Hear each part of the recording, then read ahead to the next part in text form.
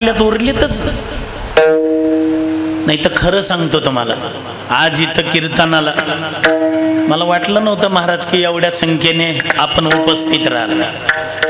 त्याची दोन कारण आहे, तीन कारण आहे.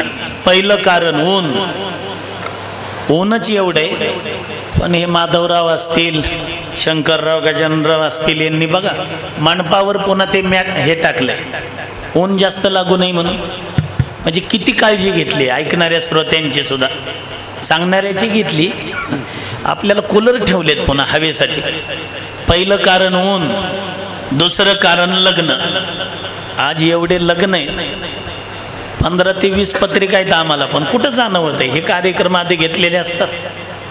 एक तर ऊन, लग्न, आणि पुन्हा आपल्या गावातले एक प्रतिष्ठित व्यक्ती नांदेडला राहणारे आजारीच होते ते बरेच दिवस, पण त्यांचं आज वैकुंठ गमन झालं. उलट ते वैकुंठ गमन झालं आणि इकडं आपलं कीर्तन सुरू आहे, काही अडचण नाही.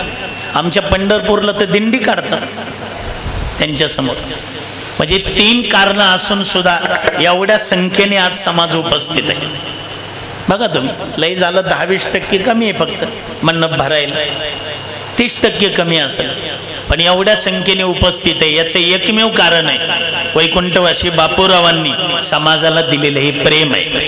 प्रेमामुळे उपस्थित आहे ते. गए हुए कभी आते नहीं, कभी आते नहीं, लेकिन उनकी याद बार बार आती है. त्यांची आठवण आल्याशिवाय राहत नाही. कीर्ती अजरामर राहते. आणि त्यांच्या फोटोकडे बघितलं वाटत नाही की ते गेलेले आहेत म्हणून. असं वाटतंय कुठं कीर्तनात बसलेले असतील. चेहरा